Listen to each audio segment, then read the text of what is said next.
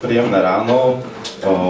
Dnes máme finalistov súťaže Reštart a ja by som dal slovo Milici Dankovej z Centra pre filantropiu, ktorá zastrešuje súťaž Reštart. Ona nám povie viacej.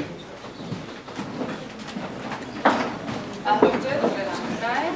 Moje meno je Milica, som Centra pre filantropiu. Ja som povedal pár slov o našej organizácii a o súťaži Reštart, ktorú sme robili minulý rok. Centrum pre filantropiu sa venuje podpore občianskej spoločnosti a rozvoj darcovstva na Slovensku, čiže veľmi zjednodušene povedané podporujeme aktívnych ľudí. Myslím si, že dnes je tu aktívnych ľudí dosť. A to je dôvod, prečo sme sa rozhodli minulý rok spolupracovať na projekte Reštart.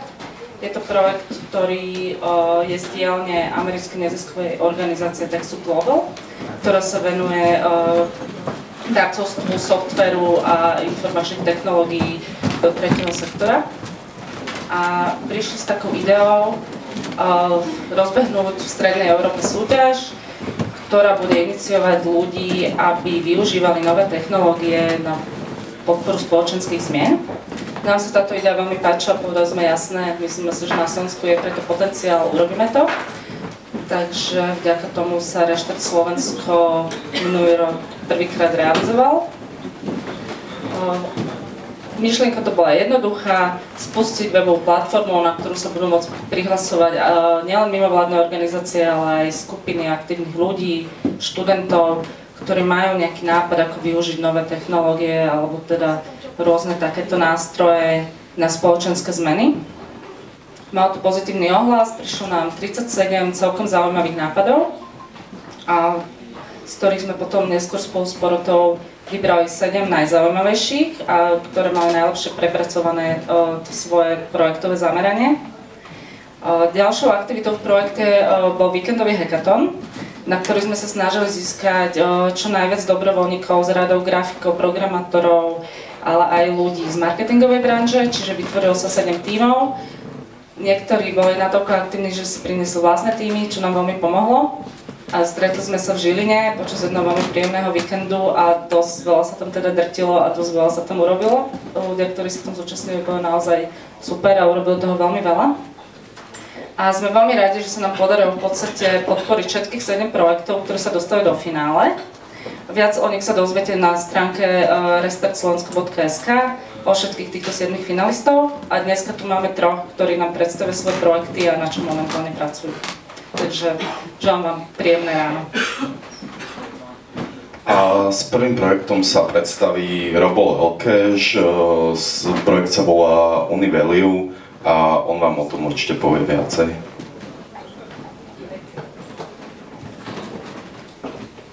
Ďakujem. Ahojte, teším ma, že ste došli takto zavčasu. Ja som s tým bojoval, nakoniec som došiel. Takže povieme si, ako vznikla myšlienka Univalue, kto sme za tým, vlastne ako to funguje a kam sa chceme dostať a kam sme sa pohli od tejto súťaže.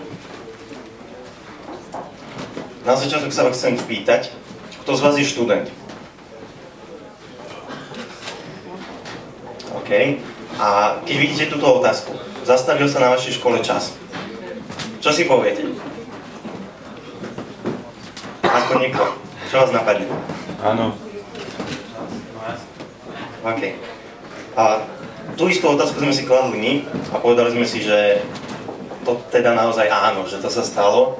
A keď sme videli, aká je situácia na školách, tak sme si povedali, že niečo s tým musíme začať konať, lebo takto to nemôže naďalej. Takže vlastne kto sme? Sme študenti a kvôli tomu v podstate komunikujeme aj s ostatnými študentami, že je to od študentov študentom, že akýkoľvek študent môže dojsť a zapojiť svoju fakultu, čiže nechávame to na študentov, aby sa do toho zapojili, aby to posúvali ďalej. A takisto máme v týme aj nejakých doktorantov, to znamená, že vidíme aj ten pohľad od učiteľa, čiže vedia nám dať feedback, ako to vidí ten učiteľ, tú školu, keď sa snaží, keď sa nesnaží, keď to fláka, keď sa chystá na tie hodiny. A takisto máme v týme aj nejakých absolventov, čiže vidíme, čo je dôležité, aby sa človek v škole naučil, čo mu tam chýba, čo mu tam tá škola naozaj dáva. Čo je vlastne Univalue? Univeru je študentská anketa ohľadne kvality výučby na vysokých školách. Keď sme videli, že naozaj ten čas na tých školách zastal, tak sme si povedali, že tá kvalita naozaj niekde stojí a aby sme zistili, či sa tá kvalita pohybuje alebo nepohybuje a či ide vyššie alebo nižšie, tak musíme začať sledovať, aká je tá kvalita. A kvôli tomu sa pýtame študentov, ako oni vnímajú tú školu. Že či je to tam fajn, či sa nudia, či tam zaspávajú, alebo nie. A potom na základe toho vieme aj zlepšovať tú školu. No a ako zlepšujeme tú školu? Tým, že sa pýtame tých študentov, tak dávame výsledky aj študentom, vedia si povedať, kto je ten najlepší učiteľ, ku komu by som mal, komu sa zase vyhýbať, lebo vidím, že ten feedback na ňo je veľmi, veľmi zlý. A takisto feedbacky dávame vyučujúcim, čiže oni sa dokážu potom následne zlepšovať. A by ste sa čudovali, ale veľa tých vyučujúcich žiaden feedback za celú dobu, kedy učili, nedostali. Či už od vedenia, alebo od študentov. Keď sme im tento feedback dali, tak boli za to naozaj veľmi vďační.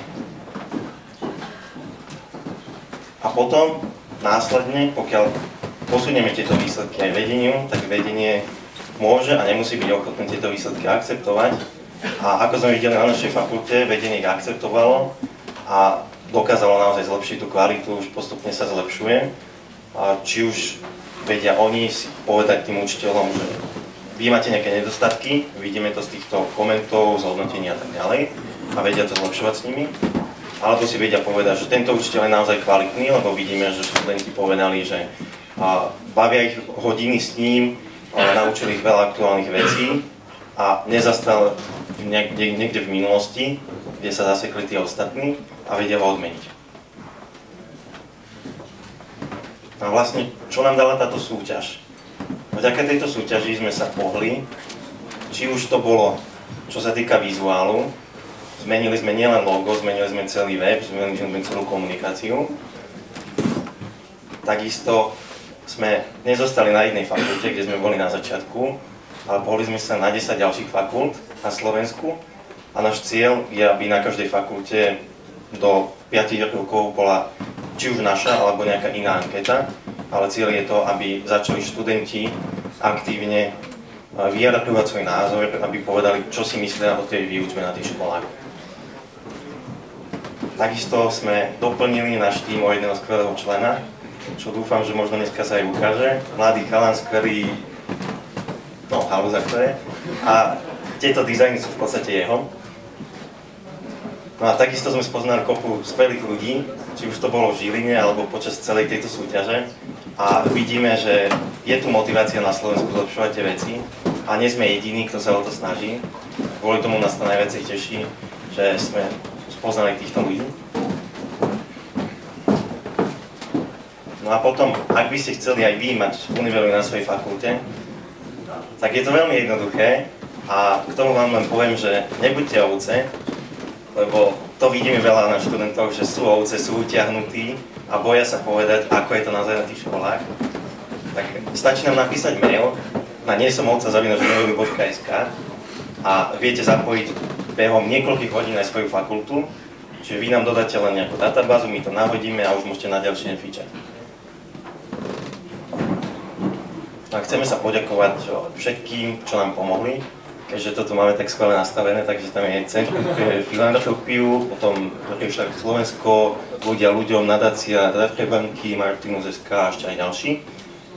A síce nevidíte, ale www.univeru.sk, tak tam sme my a info@univeru.sk, ak máte hociaké otázky, môžete hocikedy písať. A takisto ja tu budem celý čas, takže môžete si ma kedykoľvek odchytiť a spýtať sa, čo chcete. Ak máte otázky, ešte myslím, že je na to chvíľku čas, či nie? Tak. Akým spôsobom to dá funguje? Lebo ja tiež tam projekt volá sa, že Index, tiež zbiera na databáze všetkých škôl, kde môžete hodnotiť učiteľov, a že akou formou to prebieha. OK, jasné. Vieme o Pindexe, komunikujeme s nimi. V čom sme odlišní je to, že v podstate my ponúkame hodnotenie nielen vyučujúcich, ale kombinácia vyučujúcich na nejakej hodine. To znamená, že jeden učiteľ môže učiť skvelé matematiku, ale môže úplne sakovať na sociálnych médiách alebo neviem kde. Takže ide tam naozaj o to, že je dôležitá tá kombinácia, kto čo učí, nielen kto ako učí. A kvôli tomu sme v podstate odlišní od nich a takisto je to kompletne anonymné. Čiže študenti hodnotia a na konci tam zadávajú svoj IC a to je len kvôli tomu, aby sme zistili, že to hodnotili naozaj len študenti. Aby sme potom tie výsledky vedeli ponúknuť, že sú to nejaké oficiálne výsledky od študentov, lebo kebyže to necháme úplne anonymné, tak nevieme, kto tam dojde hodnotiť. Takže to je... Je to objektívne to hodnotenie, že tam nemôže hodnotiť bude tým, že to anonymné, že...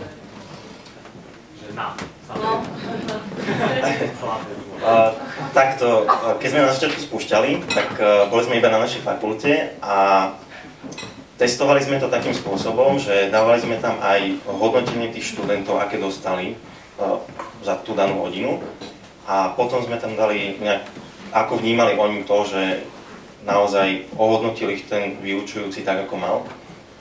A nebol tam žiaden vzťah medzi tým, že keď študent dostal Ečko alebo FX, tak naozaj vedel objektívne hodnotiť, že je kvalitný, vie to kvalitne podať a podobne.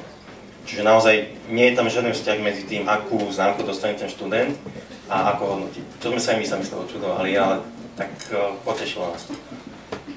A celkovo aj tie hodnotenia sú veľmi pozitívne. Že veľké percento tých hodnotení je naozaj pozitívnych.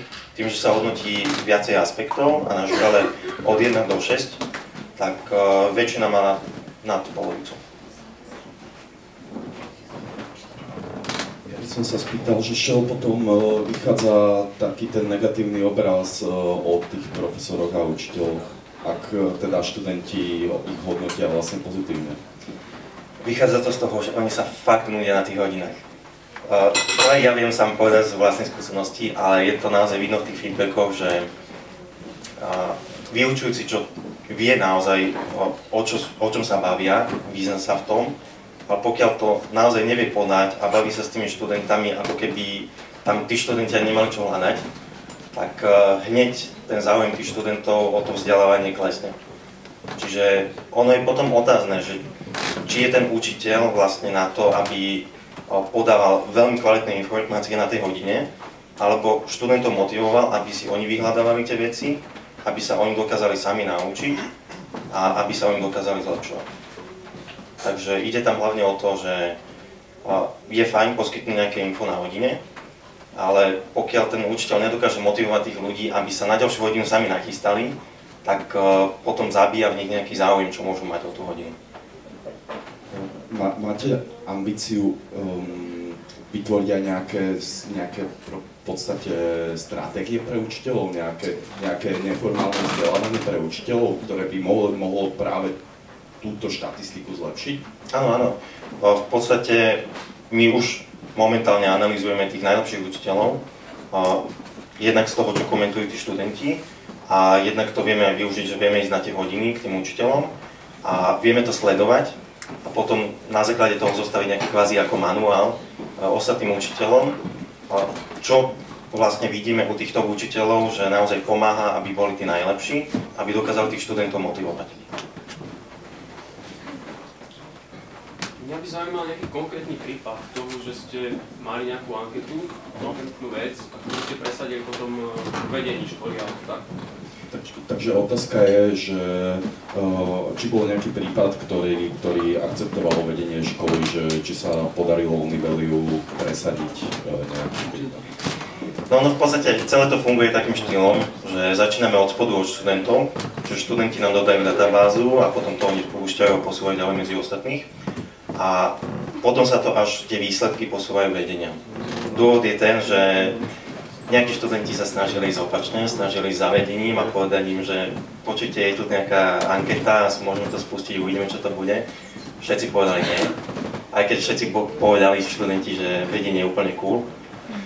No a úspešné to bolo u nás, tým, že sme v podstate až po tom vyhodnotení sme dali výsledky vedeniu. Vedenie si povedalo, že wow, to je fajn vec. Tak nebudeme mať klasické papierové dotazníky, čo sme mávali vždy, ale cez letný semestr spustíme vaše hodnotenie, bude ako oficiálne a akceptujeme tie výsledky.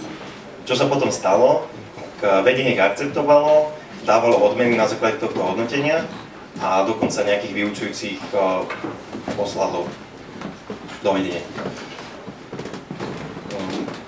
Ja som napríklad chodil na filozofickú fakultu a je pravda, že už celé moje štúdium tam bola takáto anketa, avšak výsledky, že by sa bral tento feedback ohľad, to sa nedá povedať. No ide tam hlavne o to, že tým, že je to iniciatíva od študentov a tie výsledky sú potom dostupné, tak či chce alebo nechce vedenie, po nejakom čase už bude pod nejakým nátlakom, či chceným alebo nechceným, a bude musieť viac menej aspoň vidieť tie výsledky. A to je už potom na nich, či to akceptuje alebo nie. Čo sa týka tých ostatných hodnotení, viem, že na Matvíze majú vlastné hodnotenie, vlastnú anketu a má veľký úspech, lebo má veľkú účasť. Čiže ide tam hlavne o to, že ostatné ankety majú veľmi nízku účasť a takisto veľmi často sú cez akademický systém a podobne. Čiže študenti to nevnímajú ako, že by to bolo niečo fajn, lebo vidia, že to ide cez vedenie a nedostanú sa nikdy k výsledkom, takže nevedia, čo sa s tým vôbec deje. A to sme naozaj videli, že to im veľmi chýba tým študentom, čiže my im dávame tie výsledky, čo im chýbajú a vedia ich aj využiť. A takisto aj potom vedenie to vníma úplne inak, keď je to nejaká iniciatíva od študentov, ako keď to je niečo, čo oni majú. Študenti vlastne na tieto ankety, čo vychádzajú priamo z vedenia školy, reagujú a priori nezáujmom lebo majú pocit, že je to nezmyselné. Áno. A to sme videli aj u nás, potom sa stala taká jedna vec, že dekan nám chcel nejakým spôsobom pomôcť a napísal mail na všetkých študentov, že počujte, toto je tu oficiálna anketa momentálne, tak zahlasujte. Nás to moc nepotešilo, aj keď sa snažil, lebo automaticky to potom študenti spájali s vedením. To už nepomôžeme si s tým, ako chceme, ale keď vidia tí študenti, že nejaký dekan im napíše mail, tak si to hneď spoja s tým vedením. Tak sme potom dekanovi poďakovali a povedali, že už nemusí posielať mail. Ešte nejaké ďalšie otázky máte? A ako máte teda účasť tých študentov? Účasť sme mali, na začiatku to bolo 28% a postupne sa to zvyšuje, aspoň na našej fakulte. A ostatné fakulty, kde sme zatiaľ spustili, tam to ide zatiaľ len týždeň, takže to sa ešte uvidí, ďalej to tam tlačíme. Keďže tam máme ľudí, tak oni to vedia posielať medzi ostatných študentov, tak zatiaľ uvidíme, ako to ide, ale zatiaľ to ide celkom fajn. A ktorá je to tá vaša fakulta? Fakulta managementu Komenského.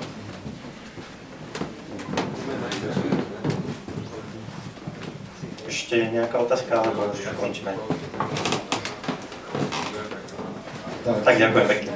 Ja ďakujem Robovi z projektu Univeliu a teraz by som poprosil Tomáša Lobňana s jeho projektom Parkujem ako debil. Nech tam môžem byť a že vám niečo môžem povedať o našich veciach. Na konci tej prezentácie sa dostaneme k projektu Parkujem ako debil, ale ja som si tam napísal taký viac vecí, lebo som tak nad tým rozmýšľal, že čo by bolo zaujímavé povedať na kreatívnom ráne. Tak budem rozprávať o niektorých ďalších veciach, ktoré sú, či už čo robíme, alebo chceme robiť, alebo niekedy budeme robiť, keď dospejeme. No, v každom prípade, ako spomenul kolega, moje meno je Tomáš Lodňan, a keby si vás za niečo napadlo potom, tak kľudne ma niekde vygooglite na Twitteri, na Facebooku, napíšte mi, budem rád. Ja keď som nad tým rozmýšľal, že kreatívne ráno, ja mám vždy nejakú takú, že niečo si myslím, hej, že 2 roky búcham do stola, že takto, a potom ma to zmení a zistím, že je to úplná kravina, hej. A tých takýchto mojich ako dogiem som mal strašne veľa a jedna taká moja dogma bola aj to, že kreativita je vec, ktorú som musel narodiť, že to je, že ako to je tá devíza, hej, že jednoducho, ak niekto nie je kreatívny, tak bohužiaľ dovidenia, nič z vás nebude. A potom som videl jeden taký TED Talk, poznáte TEDx Bratislava, tu sa organizuje nedaleko, alebo teda tie prednášky TED. A tam bol jeden taký skvelú vec, ktorú som aj v krátkosti povedala. Bolo to v roku, ja neviem ktorom, ale to nie je dôležité, ale vtedy, keď sa vypustil Sputnik, hej, akože tá prvá družica, ktorá obiehala okolo Zeme, a vtedy to bolo obrovské halo, teda, no, pre normálnych ľudí až tak nie, ale práve hlavne pre tých vedcov.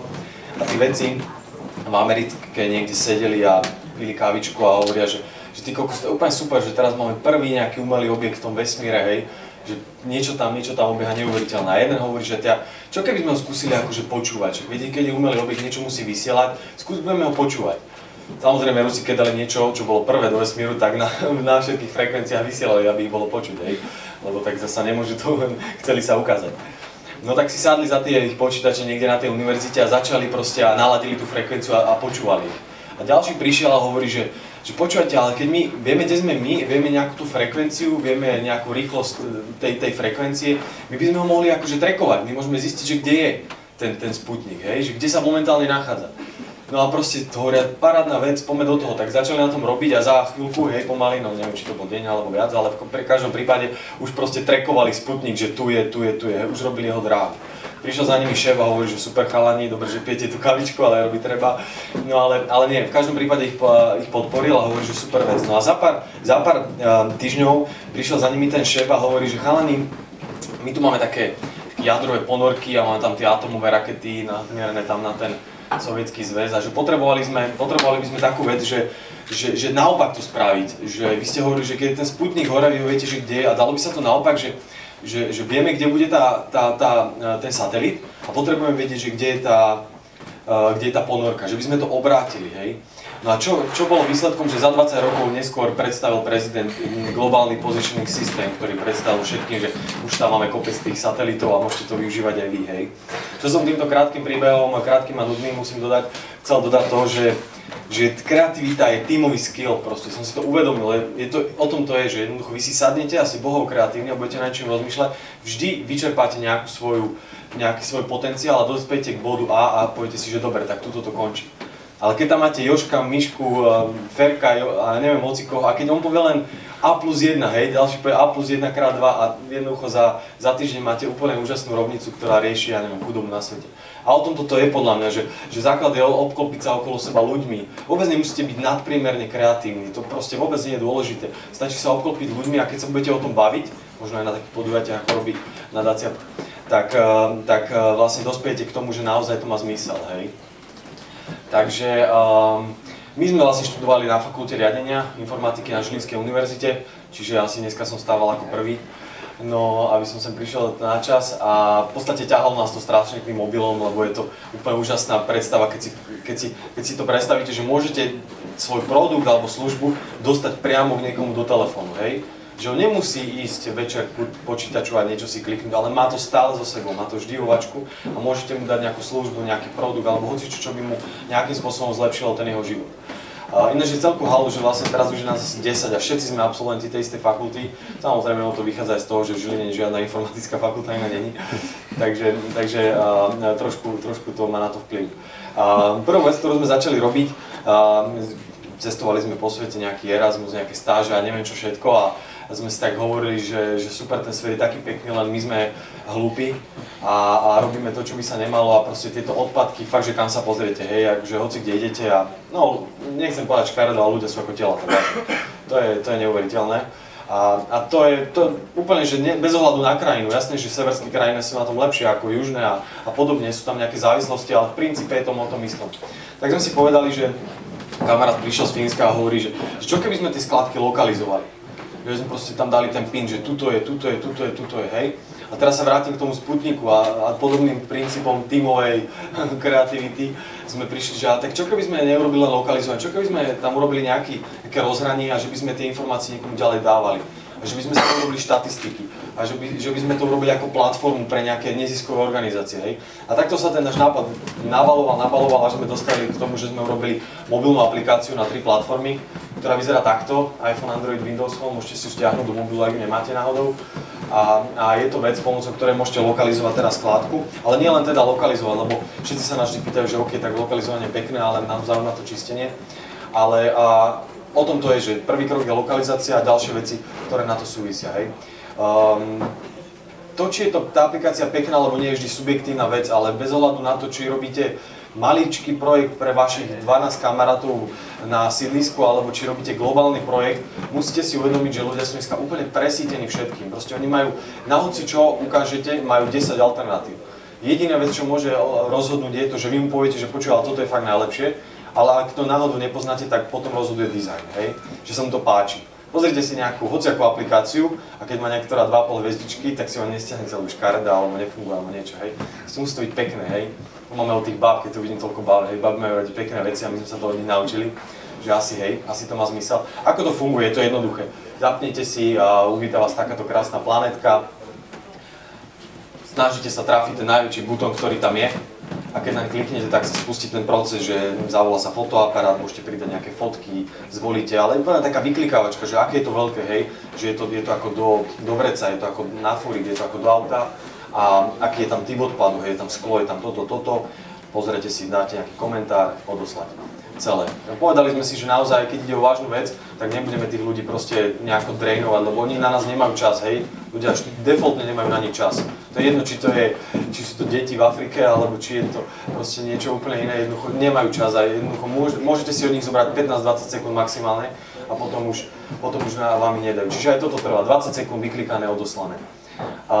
Potom ten človek vo svojom profile pekne vidí tie skládky, ktoré nahlásil. Toto sú také statusy. Keď to niekto aktualizuje, sa to zmení, keď sa to vyčistí, zase sa to zmení. Hej. Čiže on rovno vidí, že čo sa s tou skládkou deje, ktorú on riešil, či je tam nejaký progres. Okrem tých svojich skládok vidí aj skládky ostatných ľudí. Hej. Môže si pekne kliknúť na mapu a vlastne vidí, kde čo je nahlásené, hej, a podobne. Takže tak. Tých nejaké čísla o tom projekte, je to asi rok vonku, máme asi okolo 2000 skládok, väčšina je na Slovensku, okolo 300-400 je v Čechách, okolo 300-400 je v USA, cca 10 000 užívateľov, hej, a snažíme sa to postupne rozširovať ďalej. Čo je dôležité, že bereme to ako platformu. My keď sme prišli s týmto nápadom, sme si uvedomili, no my asi nebudeme Greenpeace, hej, tak akože my sme chlapci zo Žiliny a my budeme radi, ak vôbec niekto nám dá na to recenziu, že to má zmysel, hej. Tak sme si povedali, že my musíme práve urobiť niečo, čo bude mať pre tých veľkých hráčov zmysel, alebo pre tie mestá, hej. Čiže my sme si povedali, že urobíme pre nich ako tú platformu, my to budeme smerovať ako platformu. Že ak lebo mestá ten problém riešia. Lokálne skupiny na sídliskách si čistia okolo seba, hej, ale možno, že by sa im hodila nejaká platforma, hej. Čiže máme tam administračné rozhrania, máme tam rôzne tie mapy skládok, máme tam vlastne widgety, kde môžete si na stránku zobrať, že koľko máte skládok v okolí. Ja neviem, e-mailové notifikácie, štatistiky, tá spolupráca s NGO je úplne kľúčová vec, hej. To by som proste takto okrúhlil, že to je úplne kľúčové pre tento projekt. A je toho množstvo viac. Keď sme vlastne tento projekt nejak už rozbehli, tak sme si povedali, že celkom máme dobre spravený ten engine na to lokalizovanie a že máme tie apky celku zvládnuté a aj nám hovorili, že to vyzerá celku fajne, tak sme si povedali, že skúsime niečo ďalšie. A vtedy aj vzhľadom na tú sa obvolal na toho Sputnika, nám chalan z Greenpeace, s ktorým sme robili, napísal, že počujete, tí chalani robia a parkujem ako dedo, že skúste im napísať, že to bolo super, keby ste tam pridali auta. Tak sme im napísali, že čo keby sme to spravili a oni, že jasné, perfektná vec, poďme do toho. No a práve v tom čase teda nám to tak vyšlo, že bol aj dostupný projekt Reštart Slovensko, ktorý by som ešte raz podtrhol, že naozaj ako Centrum pre filantropiu to jednotka. No a takže počas Hackcampu sme urobili nejakú beta verziu a vlastne spolu sme vytvorili aplikáciu, vlastne, ktorá podporuje existujúci projekt Parkujem ako debil, ktorý už funguje nejaké 4 roky a ľudia môžu práve tých zlých vodičov nahlasovať, hej. Ono to je zase trošku taký na hranici projekt, hej, že je to také burické, trošku je to také možno aj na hranici zákona miestami, čak to niektorí právnici vedeli povedať, ale nám sa to strašne páčilo. Ono to funguje tak, ako aj ten web už existuje. My sme sa vlastne s chalami, ktorí ten web prevádzkujú, dohodli, že spravíme to rozšírenie. Oni sa snažia byť v anonymite a nevystupujú na von, pretože je tam problém tým, že keď odfotíte nejakú X5, tak máte nahnaté na to, že nejaký hrubokrtý si príde vám niečo povedať, že počúva to, čo si tam dal za auto, hej. Čiže oni sú v anonymite a my sme im vlastne urobili to rozšírenie. Preto sme aj to rozšírenie cez tú mobilnú aplikáciu robili tak, že aby sme v podstate my žiadne dáta nestorovali, hej. Úplne sme sa snažili toho tak úplne vybliecť kvázi, že my len tie dáta ďalej posúvame a riešia ich tí, ktorí majú tú stránku. Na tomto slide som sa strašne tešil, že vám ukážem tie čísla proste úplne, že koľko má iPhone, koľko má Windows a podobne. No ale jediný, kto vyskakuje, je tento Android. Je to vonku 2 týždne, máme 1500 stiahnutí na tej aplikácii s tým, že asi okolo 1200 je aktívnych, čiže to ešte neodinštalovali, majú tu telefóny a niečo s tým asi robia. S tým, že pribúda zhruba 10 podnetov denne cez tú aplikáciu na ten web, približne. A prečo tam ešte nie je ten iPhone a Windows, súvisí to s tými prihlasovacími, no to je na dlhšiu diskusiu, ak to niekoho zaujíma, tak môžeme o tom pokecať, že ako sa schvaľujú aplikácie v iPhone a do Windowsu. Ale čo je omnoho zásadnejšie ako to, či máte 1500 stiahnutí, je to, že čo na to ľudia hovoria, hej. Ako dostať sa do toho mobilu cez ten App Store alebo cez ten Android Marketplace je jednoduché. ale tam začína ten pravý boj, hej, lebo ako vraj na všetko je alternatíva. A čo vás jediné odlišuje, to keď si pozeráte, no koľka si stiahujete aplikáciu, ktorá má 2 hviezdičky. Hej, proste. Máte 5 alternatív, jedna má 2, jedna má 3, jedna má 5, no tak ktorú si stiahnete, hej. 75 hviezdičkou, o tom to je. A nás to strašne teší, že proste máme rating 4,79, aj keď si to spočítate, je to strašne málo, hej, ale toto je ako realita, že úplne, že mizivé percento ľudí dá rating aplikácií, hej, z tých všetkých používateľov, ale tak odráža to nejakú tú vzorku. Takže sme veľmi radi, že naozaj sa tá aplikácia páči, používa sa a že má to zmysel. Ja som si na posledný slajd dal takú vec, že zasa sme teraz, moja sestra mala 18 rokov v sobotu, sme oslavovali a sme sa rozprávali a my s otcom, keď už máme niekoľko pohárov vína za sebou, tak začneme rozoberať tento štát, ako je všetko na hovno a podobne. A poznáte také tie depresívne diskusie, ktoré sa v určitom bode zlomia. No a napadlo ma práve pri tom to, že naozaj si treba uvedomiť, že nikto tu nič za vás nezlepší, hej. Pokiaľ sa vám niečo nepáči na vašom sídlisku, vašom baráku, vašom meste, proste ak sa spoliehate na to, že to politici vyriešia, tak to bude trvať to nespraví. O tom toto je, že proste naozaj sa nebojte toho, ak vás niečo štve, chyťte sa toho, spravte to, obklopte sa ľuďmi, ktorých to štve tiež a verím tomu, že to bude 3-krát lepšie, ako keby to spravil hoci kto iný a bude to mať väčší zmysel. Takže naozaj proste sky nie je limit, hej, keď chcete. Dobre, takže to je asi od mňa všetko. Ďakujem vám pekne.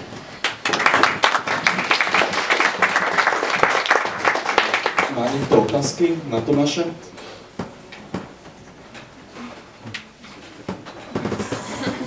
Ja mám jednu otázku, že kto tie štatistiky zbiera, alebo tie veci?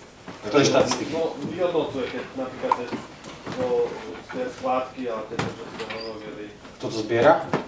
No, sa zbiera, ne? Alebo čo sa zbiera? No, zbiera sa to. Nie, no, ako samozrejme, že tie štatistiky sú automaticky generované z tých dát, ktoré ľudia nahlásia. Čiže keď máme reálne 2000 skladok nahlásených a ľudia vždy určujú nejaké, že napríklad toto je malý odpad, toto je taký odpad a podobne. A keď si dáte náš web, že nelegálneskladky.sk, to sa zlepšuje? Niečo sa s tým robí? Alebo... Áno, všetky tie hlásenia vlastne, ako hovorím, tam administračné rozhrané pre mesto, e-mailové notifikácie. Robíme proste support pre tie mesta, aby nemusela teta, ktorá sedí niekde na úrade, lebo toto je zaujímavé, že oni častokrát majú zamestnaných 2-3 ľudí, ktorí sa venujú odpadovému hospodárstvu na office, hej, na nejakom meste a reálne ten jeden človek robí celý deň iba to, že vlastne získava tie podnety a chodí zisťovať, že či to tam reálne je. Hej, že oni na niekto zavolá, že niekde za horným stromom tam je nejaká skladka, tak teta nabehne do auta, ide sa pozrieť, povie, no je to tu, hej, vráti sa, napíše záznam a povie. Parkovanie to tiež tak? No parkovanie je úplne iný projekt. To je úplne iný projekt, ktorý sa zameriava skôr na takú tú spoločenskú zmenu, presne ako bol Reštart orientovaný, že chceme trošku ako keby ukázať ľuďom, že aký je to tiež problém, že naozaj to parkovanie takéto bezohľadné má vplyv nielen, hej, ako keď sa bavíme o malých mestách alebo dedinách, tak to nie je problém, lebo tam všetci parkujú normálne, ale v Bratislave je to problém. A to sa tiež s tým niečo robí, alebo len také úrovne, že... Zatiaľ je to len ako taká verejná tabula hanby. No, to parkovanie. Takže takto je to zatiaľ, áno. Myslíš, že to priniesie nejaké reálne výsledky? Že tabule hanby majú vlastne nejakú šancu? Myslím si, že áno. Je to, samozrejme ide o to, že ako to spravíte. Hej. Veľmi ľahký príklad je ten, že keď mesto Žilina zverejní neplatičov na svojej web stránke, tak v momente za 3 dní je 2/3 z tých neplatičov zaplatených. Hej. No, o tom toto je. Samozrejme, že my nedokážeme úplne mať vplyv na tú políciu. Chceli by sme ísť do tohoto rozšírenia, chceli by sme to posunúť, že tie dáta posunieme rovno policii, oni by mohli konať. Dokonca chalani, že urobíme na to business model, že to budeme posielať do ťahovkám, ale to sme zatrhli, že to by bolo neetické. No, takže chceme ísť do tejto úrovne, že posielať to rovno policii, ale tam je strašne veľa problémov. Akože naozaj Polícia Slovenskej republiky a všetky tie ďalšie sféry, to je taká, že chodenie po ľade, lebo to hoci keď na jednu stranu sú s vami kamaráti, na druhú stranu vám povedia, že ale chalani, vy ste zverejnili ešpezetku. A viete, o tom toto je, že proste to s nimi, preto aj vlastne keď chalani, ktorí majú ten web, ten projekt, ktorý ktorí to riešia, tak preto sú v tej anonymite, lebo to je naozaj, tu sa niekedy zákony menia pomaly zo dňa na deň a neviete, nie je tu úplne isté takéto prostredie, že si viete, že teraz niečo spravím a viem, že to bude v pohode. Takže preto je to vlastne v takej úrovni, aké to momentálne je. Ja by som sa ešte vrátil k tomu Trashoutu, o tej aplikácii o odpadkoch, o skládkach. Vlastne snažíte sa nadviazať aj ako keby alebo vytvoriť ako keby aj ten druhý stupeň, že nielen povedzme so samosprávou alebo s mestom, ale napríklad aj s neziskovými nejakými organizáciami alebo iniciatívami? Ono toto je podľa mňa ešte kľúčovejšie ako tie mesta. Normálne mám z toho taký pocit, lebo keď napríklad bola akcia 72 hodín bez kompromisu, tak sme na tom spolupracovali s Greenpeace a so Scoutami a kopec skladok sa vtedy odstránilo, hej, a nebolo to na žiadny nejaký podnet nejakého mesta, hej, lebo treba si uvedomiť, že tie mesta sú často také skostnatené, spomalené jedno s druhým a jednoducho častokrát tá komunikácia s nimi je fakt, kým nedostanú oficiálny list na obvodný úrad, hej, pomaly s pečiatkou, tak oni nebudú konať. Bez ohľadu na to, že verejný prístup k informáciám je aj to, že to je niekde zverejnené, hej. Takže s neziskovými organizáciami robíme ešte viac. Snažíme sa napríklad aktivizovať nejaké lokálne skupiny, ktoré skoro v každom meste vždy sú nejaké skupiny ľudí, ktorí čistia nejaké okolia a im sa snažíme tú platformu dávať ako nejaký, že chalani, máte, môžeme vám posielať tie skladky, vy si to nainštalujete, ak niečo vyčistíte, len to odfotíte, aktualizujete, bude tam vaše logo, hej, že organizácia XY to spravila. Čiže tie neziskové organizácie ja stále vnímam ešte ako dôležitejšie ako mesta, lebo ad jedna je s nimi ľahšia komunikácia a vidíme tam aj rýchlejšie tie výsledky. Česť výnimka, mesto Liptovský Mikuláš, obrovský like, tí valia, proste tí niečo dostanú, do 2 dní to riešia a na tretí deň je to vyčistené, fakt, že tí sú frajeri. Takže... Môžem sa to spýtať, že predpokladám, že máte aj štatistiku skladok, ktoré boli vyčistené? 10%. 10%. A väčšinou to boli mesta, alebo bola to nejaká iniciatíva? Tak toto neviem povedať, lebo tie mestá, alebo takto, to vyčistenie tej skládky prebieha viacerými spôsobmi, hej. Niekto to môže nahlásiť cez telefón, potom niekto mi môže poslať ako napríklad mesto, že teta nevie, proste ona len telefonuje, hej, že ja vám posielam len fotky, že zaktualizujte to, hej, že ja to pridám do toho adminu a niekto má priamo prístup do adminu. Čiže ono sa to tam náplňa z rôznych zdrojov, hej, že ja neviem povedať, že aký užívateľ to pridal. Takže 10% je momentálne nejaká tá štatistika, že z tých 600 na Slovensku je 10% vyčistených, takže, alebo 1300 na Slovensku je zhruba, je 10% vyčistených, čo nie je veľa teda, ale zase na druhej strane treba dodať, že ďalších zhruba 20% je už vyčistených, ale ešte o tom nevieme. Lebo tie mestá alebo nejaké ďalšie organizácie konajú bez ohľadu na to, že či tu nejaký trash alebo nie, oni o nás nemusia vedieť, hej. Takže to súvisí aj s tou propagáciou toho projektu a tak ďalej. A ty si vlastne spomínal, že táto aplikácia je používaná, ty spomínal Českú republiku a ako vám rastie ako keby používanosť tejto aplikácie mimo Slovenska? Exponenciálne a teraz je ten rast veľmi taký pozvolný, že bavíme sa v desiatkách užívateľov denne, hej, čo nie je zásadne veľký počet. V prvých mesiacoch, 2-3 to boli stovky denne, hej, takže to je rozdiel, ale zase na druhú stranu máme veľké problémy s tou komunikáciou v zahraničí, lebo je to sranda urobiť niekde nejakú kampaň, treba v Amerike alebo v tomto, takže my sme už toľko vecí vyskúšali, že pomaly ja to môžem napísať knihu, že čo všetko sa dá, ako sa tam dá dostať, hej. A stále sa snažíme, ale čo sa nám najviac osvedčilo, čo je vždy najlepšie, je keď si tam nájdete nejakého spriazneného partnera, nejakého človeka, ktorý povedzme je nadšenec tomu projektu v danej krajine a chce to tam šíriť ďalej. To je proste vec, ktorá funguje vždy najlepšie, lebo on si to zoberie za svoje, hej, a proste prezentuje to ďalej. Sú ešte nejaké otázky na... Ja by som sa chcel opýtať, že na tie skladky ešte, to je verejne prístupná, hej, tá mapka, nemôže to mať aj opačný efekt, že práve niekto si nájde, že najbližšia skladka je tu a vyhodím tam aj ja teda niečo, či aj nerastú vďaka tomu tie skladky. Čo by som vám za to povedal teraz tak narýchlo? Nie, akože toto som už počul tú otázku asi 28 krát, fakt je ten, že je to predpoklad, hej. My keď sme na mestách, keď som sa o tom bavil s mnohými ľuďmi, tak dá sa to vždy nejako riešiť. Tie lokality častokrát pri mestách, keď vám poviem napríklad Žilina, tak je tam 15 lokalít, hej, ktoré proste sú pravidelné. A je to relatívne jednoduché. Fotopasce je vec, ktorú stojí pár korún, hej, to je proste vec, ktorá sa namontuje nejaký strom. je tam nejaká kamera, proste keď tam niekto prejde, cvakne to, vybavená vec. Na druhej strane bojuje naša legislatíva proti tomu, že musíte označiť ten priestor, že pozor, tu sú moje fotopasca, hej, že to je úplne absurdné, že vy tam idete páchať nejaký zločin a my vás na to musíme upozorniť, že vás možno otvrtíme, hej. To je úplne na hlavu postavené, ale toto je vec, ktorá je úplne jednoduchá, lacná, dá sa vyriešiť. Častokrát je problém v tom, že mesto si ako keby nedokáže uvedomiť zásadnú vec, že tona odpadu, ktorá je na nelegálnej skladke, je minimálne 10-krát drahšia, ako keď je v kontajneri na sídlisku alebo pri paneláku, hej? Pretože technika, ľudia, vzdialenosť, všetko 10-krát minimálne, čo je úplne obrovské číslo. Čiže my aj preto všetci hovoria, že no dobre, chcete lokalizovať skladky, to nie je celom projektu je prevencia, hej? My chceme poukázať na tie lokality, baviť sa o tom s tými ľuďmi a my budeme radi, ak za rok si povieme, že chalani, viete čo, tento deň ani jedna skladka nepribudla, paráda, hej?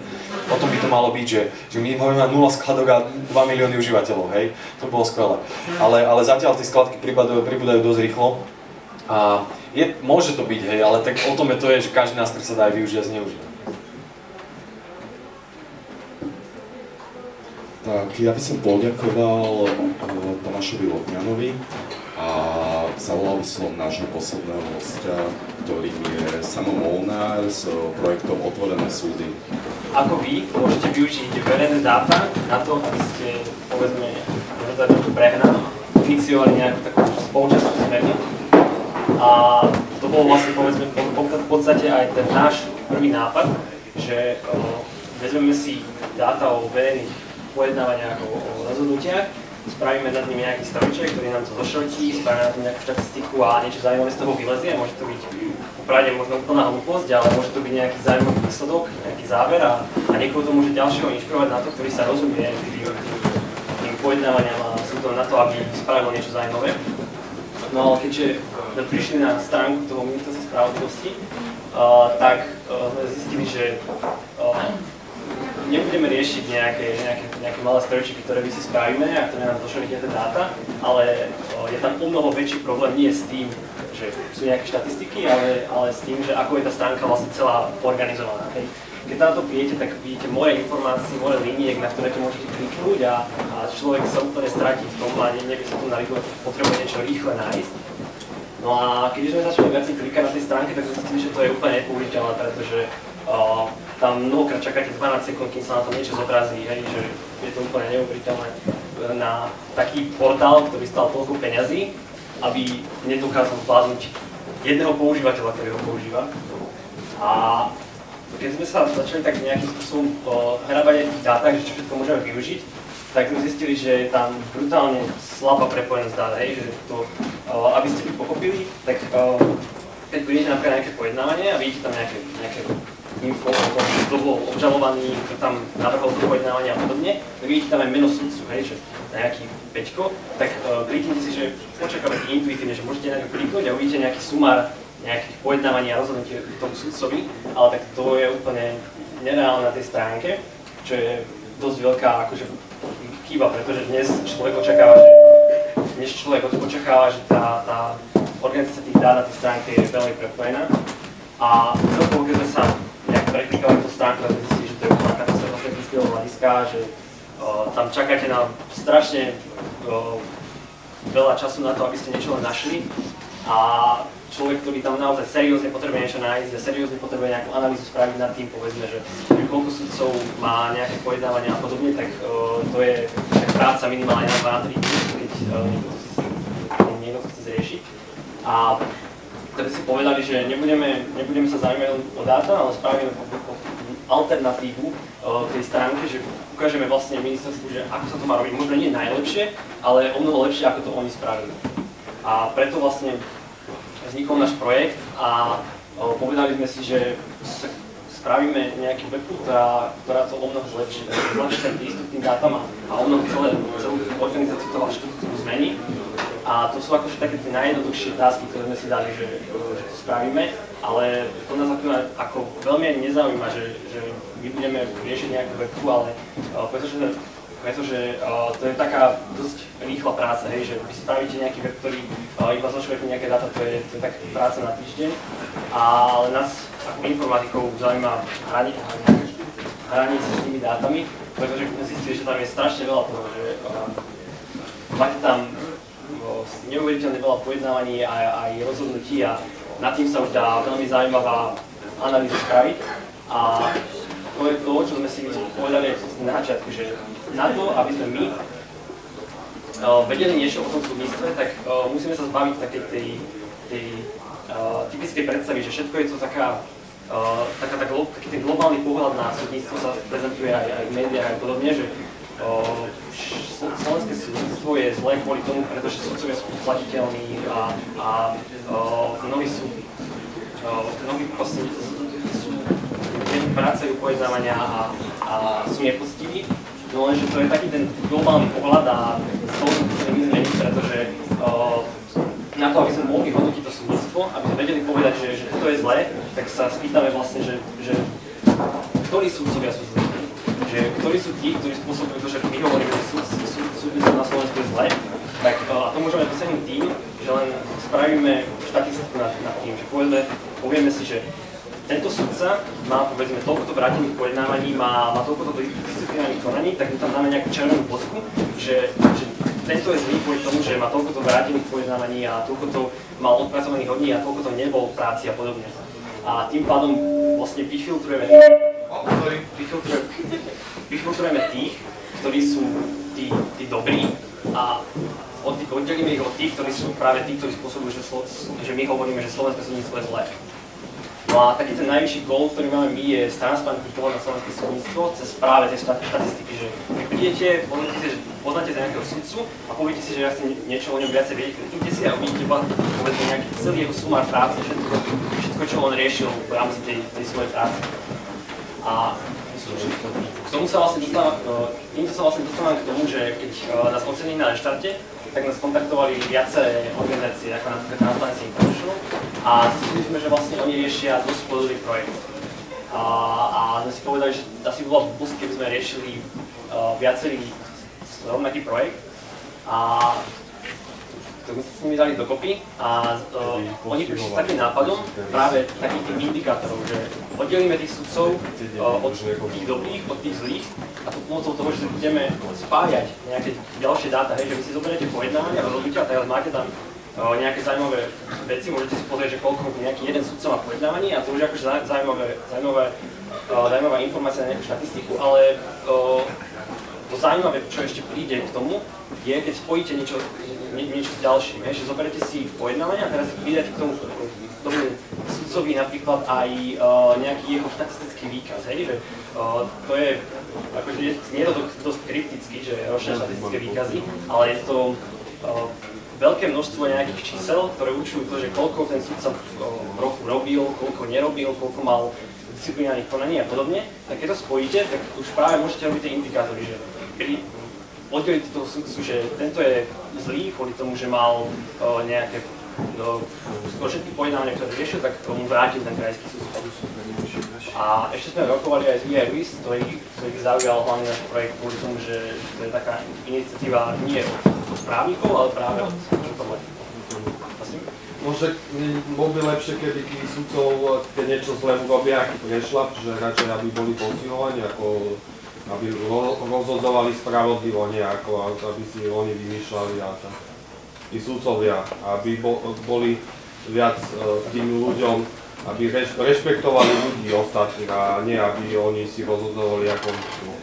Že by nebolo lepšie spravodlivo aj nejaký projekt, že aby sudcovia nemohli len tak bežne rozhodovať, ale keď rozhodnú, tak aby za to mohli byť aj potrestaní, keď zle napríklad rozhodnú. Oni sú potrestaní, že tým pádom, že vlastne vy uvidíte... To by sa zlepšilo na Slovensku, tak to by sa súdnictvo zlepšilo. No. To si ja tak myslím. No ako, hej, že teraz povedzme, že predstavte si to, že teraz nejaký novinár chce práve toto vedieť, že ktorí sudcovia sú zlí a ktorí sú dobrí. A teraz čo spraví, hej, že ide na tú stránku a bude sa klikať a bude si tam nejak prehľadávať sa tým. To sa dá ešte nejak skryť, ako... Že, dá sa to skryť, ale... No však to, ale keby boli za to ešte ako nejaký trestaní ako normálne, ako ľudia, keď trestaní na ľuďoch zákony sú, ale na sudcov moc nemajú pravidko, alebo tak. Práve to pravidko my chceme spraviť. No však práve, že nemajú práve, že moc na súčasť, že oni si môžu všetko dovoliť a... To nie je až to správne, že... No, že to nie je spravodlivé potom, že by mali to objektívne, mali by aj na súdcov dať pravidla nejaké. Neviem, či rozumiem tie otázky. Na súdcov by mali dať pravidla, aby mohli lepšie rozhodovať potom. No, to nie je asi otázka na mňa, hej, ako ja nemôžem rozhodovať nejak. No ale súdcovia by mohli lepšie rozhodovať. Spravodlivo rozhodli na súdnom konaní. Aby spravodlivo, aby spravodlivo. Ale to nie je otázka na tú aplikáciu. Však nie je otázka, ale to je o tom, že taký projekt by sa mal vymyslieť, že aby súdcovia... OK, no, tak... To je takým rozhodne nejakým takými číslami. Tak keď sme my tam prišli, tak sme zistili, že tam je asi okolo, keď sme my prišli pred pol rokom, tak to bolo asi 400 rozhodnutí. Čo je to zaujímavé číslo. A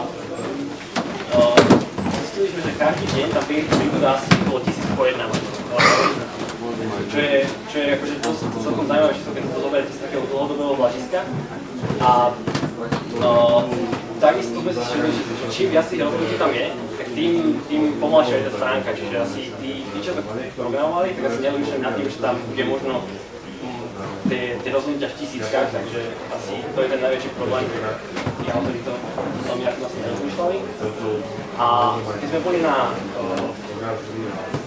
Gala večeri, tak sme tam prezentovali nejak svoj projekt a nechceli sme sa zamerať na to, ako bude vyzerať interfejs toho, že ak vy prídete a budete sa niečo vyklikávať, tak nás zaujímalo skôr, že ako reprezentovať dáta, že nie len nejak pomocou nejakých čísel a nejakých grafov, tak sme si povedali, že čo je také zaujímavé, že dneska je všeobecne ten svet nejak popájaný sociálne, tak by si povedali, že však správame nejakú sociálnu sieť tých obžalovaní a sudcov. Tak sme si zobrali na celý kruh sudcov aj obžalovaných a pospávali sme ich tak, aby podľa toho, do koho súdia, že povedzme, že nejaký Ferko je súdený nejakým sudcom a teraz, keď si vy pozriete bližšie, tak vidíte vlastne, že nejaký sudca má teraz viacej nejakých spojení s inými ľuďmi na tom súdnictve a to ani možno nie je až tak zaujímavé, že keď si pozriete nejakého sudcu a vidíte to prepojenia, ale zaujímavé je práve to, keď sa pozriete na to, že kto tí ľudia v skutočnosti sú, hej, že nejaký sudca, aké má prepojenie na napríklad nejakú slávu, hej, že toto je skutočnosť, aký medzi nimi skutočnosti vzťah. A to už ako vy nezistíte z toho dát, ktoré sú na ministerstve, ale to už musíte zobrať povedzme niečo iné, povedzme obchodný register, hej. Pozriete si, že tento sudca má možno nejaké viazanie na tú slávu, hej. A už tým pádom si viete povedať, že aha, už možno nie je až taký zaujatý, ako on hovoril v tej deklarácii, že keď začalo pojednávanie. Čo my sa ďalej venovali, tak to sú také jednoduché štatistiky. Ako koľko sudcov pracuje a to rozloženie počtu sudcov na krajské súdy a na okresné súdy. To nie je až také veľmi zaujímavé, ale čo nás zaujalo, bolo práve nejaký taký timeline, že dneska je taký facebookový pošiaľ, tak nás zaujalo, že zoberme si niečo ako súdne konanie, čo je niečo také, ako čo sa skladá z pojednávania a nejakých rozhodnutí. Teraz človek pozná možno človeka, ktorý bol súdený práve alebo obžalovaný práve v tom pojednávaní, keď si pozrieť celý ten priebeh, hej, že začalo to povedzme v roku 2005 a teraz to končilo v roku 2012 a vidí vlastne, že na 6 rokov sa proste riešil nejaký proces, ktorý nakoniec aj tak možno bol vrátený tomu sudcovi späť, lebo rozhodol a tým pádom môže vidieť ten človek, že ten sudca asi nie je až taký najlepší, ako by mohol byť a je to aj taká sebareflexia, že ten sudca vidí, že asi som mal možno niečo riešiť, možno to je taký ideálna predstava, hej, že teraz my spravíme nejaký projekt, ktorý bude ukazovať, že sudcovia sú zlí, alebo bude ukazovať nejakú takúto štatistiku toho, že koľko oni pracujú, tak že ich to zmení, možno to len pár zmení, ale to môže byť práve tá inšpirácia tých ďalších, ktorí sa zmenia. A to je asi všetko, ja mám ešte také live, takú ukážku, niečoho, čo sme spravili a potom asi nejaké otázky.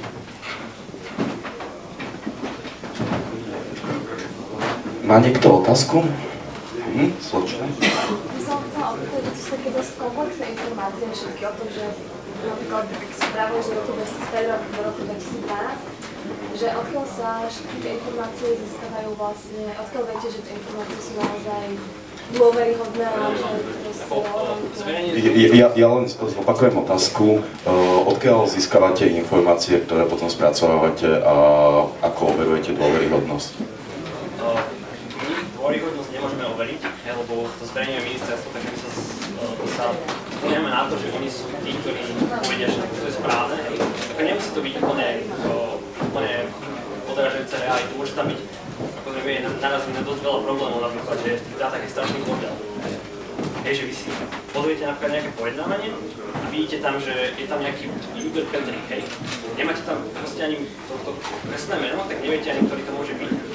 Čiže problém je ten, že teraz, ako ešte toho sudcu, človek intuitívne vie, že teraz príde na ten zoznam sudcov a je tam iba jeden Petrik, povie, že toto je asi ten. Problém je v ten, že keď možno niekedy na toho sudcu tam ani v tom zozname sudcu nenájdete, že proste to asi každý, kto pracoval s nejakými verejnými dátami, čo štát zverejňuje, tak asi vie, že tam v nich je neuveriteľný bordel a na to, aby ste ich nejak reálne mohli používať, tak musíte prečistiť. A to vlastne my v projekte riešime, ale aby som odpovedal tú otázku, tak my nemôžeme učiť, či je to správne, hej. Aj keď štát zverejňuje zmluvy, tak mnohokrát sa stane, že tam prídu 1-0, hej. Že to ako keby zverejniť zdrojov, že my neriešime nejakých takých bočných ľudí, ktorí niečo riešia, že by to bolo nejaké také pofiderné, je to práve od ministerstva a dáta získavame od rôznych ľadov. Kým je spoplatnená práva? Akože spoplatnená? Kým je financovaná? No, však aj štát. Ale zdroje z dobrej duše. Keď sa na to nadviazalo, prečo podľa teba má zmysel robiť niečo takéto? No, zmysel to má kvôli tomu, že aby štát videl, ako sa majú robiť, ako sa majú zverejňovať dáta. Keď si pozriete napríklad hociakú stránku, štátnu, ktorá zverejňuje dáta, tak je to otraz, hej, že keď si aj teraz vznikla taká, asi to všetci poznáte možno, že iniciatíva To sa nedá, tak to vidíte proste aj na tom katastri, že tá použiteľnosť tých webov je neuveriteľná. Keď človek chce niečo veľmi rýchle tam spraviť, alebo niečo zaujímavé sa stane vytiahnuť, tak je to proste práca na niekoľko hodín. Pritom ten task, ktorý on chce dosiahnuť, mohol byť minúta alebo sekunda. Môžem sa ťa spýtať, že a prečo myslíš, že to tak je? Pretože samosprávy a štátne úrady sú známe tým, že ich stránky stoja neuveriteľne veľa. Tým pádom za tie peniaze by sa malo dať urobiť niečo, čo bude kvalitné a použiteľné. Alebo myslíš, alebo čiste tvoj subjektívny názor, myslíš, že sa to aj určitým zmyslom, určitým hľúkom snažia zakryť niektoré informácie? Áno, práve preto, lebo keď vy si zoberiete napríklad to, že chcete povedzme nejakú štatistiku nad tými dátami, tak musíte ich mať a teraz keby predstavte, že ten štát to spravil, tak vlastne on ide skoro ako keby niekedy, ako nechcem niekomu krivdiť, ale v niektorých prípadoch aj proti sebe, hej, lebo tam môžu byť, z tých dát môžu byť také zaujímavosti, ktoré práve hovoria, že vlastne on to robí zle. Tak oni sa snažia na to, podľa mňa si snažia sa o to, aby prístup k tým dátam bol čo taký ten najkritickejší, alebo pre používateľa čo najnepoužiteľnejší, aby on prišiel a videl, že toto je práca na hodinu alebo na dve, tak ja kašlem na to a idem preč. A to by malo byť, takéto niečo by sa malo stavať úplne malom množstve výkladov. Ja som sa chcel opýtať presne na to sa nedá, lebo ma napadlo úplne skvelá vec, že ako si povedal, že vyriešite hlavne tie dáta a nie ten frontend. A oni sú zase práve na ten frontend taký, že aby to bolo pekné, že tam je úplne brutálne prepojenie medzi vami, lebo oni fakt, keď to spravia pekne, vy to zase dobre ako na pozadí vyriešite, tak si myslím, že naozaj zrazu fakt to budú otvorené súdy proste. Ale otázku si mi vyfúkol, ale to sa nedá, takže v podstate to len tak konštatujem, že naozaj tam si myslím, že by bola zaujímavá preklad. Ja by som sa chcel spýtať ešte na vaše ďalšie spolupráce. Ty si tam spomínal Transparency International a via Juris. akom je to štádiu. A hlavne by ma zaujímalo, že kedy teda bude vlastne táto stránka dostupná, že kedy bežní ľudia, bežní používatelia budú môcť ísť na stránku, ja neviem, www.otvorenesúdy.sk a pozrieť si toto. Tak my máme taký plán. Momentálne je ten projekt v takom dosť heavy štádiu developmentu, čiže taký plán je, že v júni. A máme aj nejaké deadline z štátu, takže asi vtedy to bude, lebo my sme takí, či sa prispôsobíme skôr tomu už poslednému dátumu, ktorý má byť, takže možno aj deň potom. Takže asi tak. Asi niekedy v júni by ste mohli čakať, že to bude bežné. Celé stránky budú to tebe. Otvorenesúdy.sk. Máte pobenú doménu? Keď vám to vypukne na reklamu na nejaké... Avizovaná ukážka.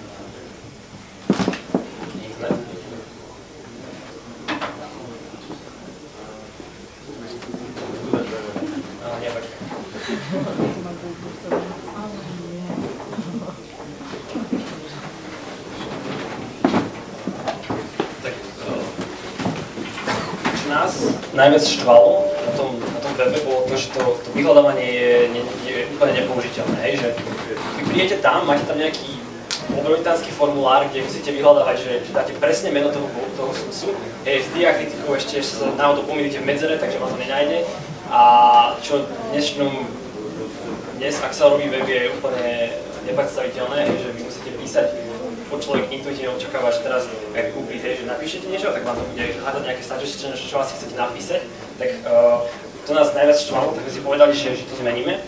A keď sa pozriete na ten interfejs, ktorý máme my tu, tak je tu nejak meno sudcu, hej, že začnete písať, povedzme, že Jan. A vidíte tam, povedzme, nejaké podobné slová, ktoré obsahujú slovo Jan. Tak a vidíte, a tým pádom môžete najrýchlejšie napísať to, čo potrebujete a vyhľadáte to o mnoho rýchlejšie, ako by ste mali presne to jedno slovo, ktoré tam potrebujete dať napísať. A asi tam vidíte aj také tie čísla, také možno aj nie veľabrávne, tak to je taká zaujímavosť, ktorú asi my informatici proste úplne žereme, lebo to je v podstate niečo, čo sa volá, že fazet. Hej, teraz predstavte si, že vy máte nejakú databázu, tam máte nejaké rozhodnutia, pojednávania a podobne. A teraz si poviete, že ja chcem vedieť, koľko pojednávaní má tento sudca, hej, že koľko v tom celom v tej databáze tých dokumentov má tento sudca pojednávaní, hej. Tak to práve reprezentuje to číslo, hej. Ale tak z globálneho hľadiska to asi nie je moc zaujímavé, hej, že vy napíšete teraz, že chcete nejaké pojednávania od sudcu, ja neviem, práve toho Bohuslava Malíčka. A teraz vidíte, že keď sa pozriete to preskladám,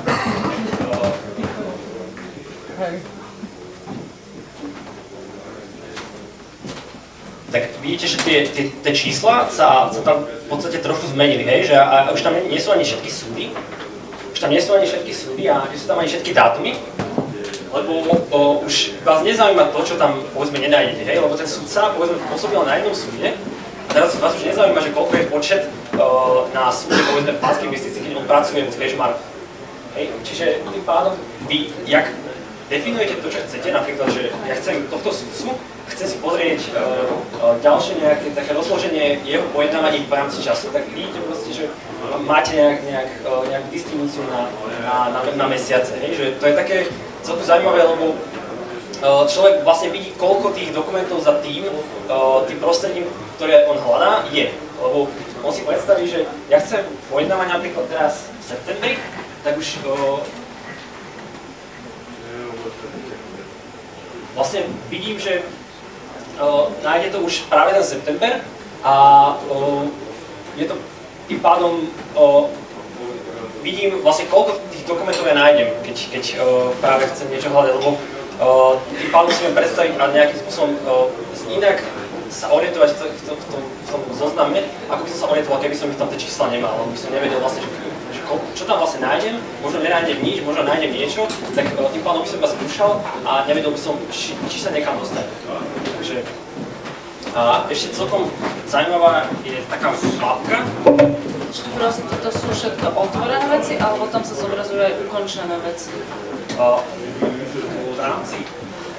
V rámci pojednávaní je to celkom také dosť zaujímavé aj to zverejňovanie, hej, lebo sme si všimli, že práve tie pojednávania sú tam dosť zaujímavo pridávané. Ono to sa nám zdá, že to vlastne ako tie pojednávania ako keby boli niečo ako program do kina, hej, že ono tam je napísané, že máte archiváciu, hej, že si pozriete nejaké pojednávania dozadu, hej, že máte tam napríklad od roku 2011 pojednávania, ale nám sa proste, ak sme to všetko ťahali stále, tak sme zistili, že tie počty tých pojednávaní, hlavne aj špeciálneho súdu a aj civilných pojednávaní, že tam tie počty strašne fluktujú, hej, že jeden deň tam bolo 41 000 tých pojednávaní, na druhý deň tam bolo len 40 000, na druhý deň potom 37 000, potom tam sa bolo 40 000. Čiže akože človek si predstaví, že to akože, ako to tam môže takýmto spôsobom pridávať. Ako my stále nevieme, že prečo to tam takto beží, lebo keď si človek pozrie tie archivácie, tak niektoré pojednávania, ktoré tam sú, tak o pár týždňov už zmizli. A pritom oni garantujú, že tie pojednávania tam majú byť archivované, čo je pre nás nepredstaviteľné. Vlastne, že kto to takýmto spôsobom spravil, to muselo byť aj opravde aj dosť náročné na to, aby on nejakým spôsobom vymazával práve tie, ktoré tam nejakým zaujímavým spôsobom zaarchivujú. Stále netuším. Môžem sa spýtať, vy nejakým spôsobom komunikujete s tým zdrojom, alebo v podstate, ako to bolo povedané, vy len pozriete na nejaký web, kde sú zverejnené tieto informácie, vy to nejakým spôsobom spravíte alebo spracujete a urobíte z toho analýzu a uverejníte to tu, alebo máte aj nejakú komunikáciu s tým zdrojom. Akože aby ste mu mohli povedať, že napríklad v tomto formáte by to bolo najlepšie, alebo čo najefektívnejšie by to bolo, aby ste mohli z toho urobiť tú najlepšiu štatistiku. Takže otázka bola, že či vlastne vy len sledujete stránku ministerstva a potom následne filtrujete a spracovávate tieto dáta, či máte teda aj iný zdroj. Ako bežne my pracujeme takým spôsobom, že si pozrieme napríklad nejaký web, kde sa zverejňuje niečo, tak si povieme, že toto poťaháme a robíme si analýzu nad tým, že ako to stiahneme, že aby to išlo čo najrýchlejšie. A nás skôr zaujíma to, čo je zverejnené, ako by sme mali s niekým komunikovať, pretože opravde oni už majú určite nejakú takú tú svoju vlastnú infraštruktúru naprogramovanú a verím, že práve na tom JusticeGo.sk tam, keby som chcel od nich, aby mi posielali povedzme v nejakom formáte tie dáta, tak by som čakal určite asi aj pár rokov, kým mi to oni spravili podľa mňa. Takže my to väčšinou robíme takým spôsobom, ako bežný používateľ, keď si príde a kliká si, tak my si spravíme nejaké automaty, ktoré prídu, celé to prejdú a poťahajú si to a potom sa zaujímavé iba o to, ako tie dáta spraviť tak, aby sme s nimi veľmi ľahko mohli pracovať. A potom, aby sme mohli niečo spájať dokopy a väčšinou riešime takým spôsobom, že nekomunikujeme s nikým, ale práve Transparency International za nás zobralo takú tú úlohu vlastne, že oni majú skúsenosti s komunikáciou s úradmi a podobne. Ja sa chcem spýtať, že neboli ste niekedy odpojení, lebo keď 460 000 a začneš bombardovať stránku, robíš im traffic jak svet, že či to nie je nejako útok normálne považované? Keď sme sa začali ťahať, tak sme si povedali, že pustíme to 20 krát a teraz sa začne ťahať, hej, že bude to za týždeň spravené. A to sme zistili, že to nie je možné tam, lebo tá stránka je tak zle naprogramovaná, že no áno, ako reálne, ako môže sa to považovať za nejaký útok, hej, ale to je práve Čiže keď ide stránka ministerstva, tak to vlastne vysťahujete dáta, hej? No ako, dá sa povedať, že áno, ale ono sú, ako môžeme nás odpojiť kľudne, hej, že teraz odpoja kábel, hej, a my tam nebudeme môcť nejak stiahovať, ale ako to není problém, hej, dneska sa dá všelijako chovať. Či vás nekapuje, lebo však to je normálne ako... Ako oni tam majú napísané v podmienkach, že večer ich môžeme ťahať, koľko chceme, takže... Večer, hej? No, ale tak nehovorím, že to robím všetko večer. Ja by som poďakoval aj nášmu tretiemu hosťovi, Samovi Molnárovi. A dúfam teda, že vás to určitým spôsobom inšpirovalo a možno vás podnetilo, ak teda bude aj tento rok Reštart sa zapojiť. A ďakujem, že ste prišli, ďakujem našim hosťom. Dovidenia. Prajem príjemný deň.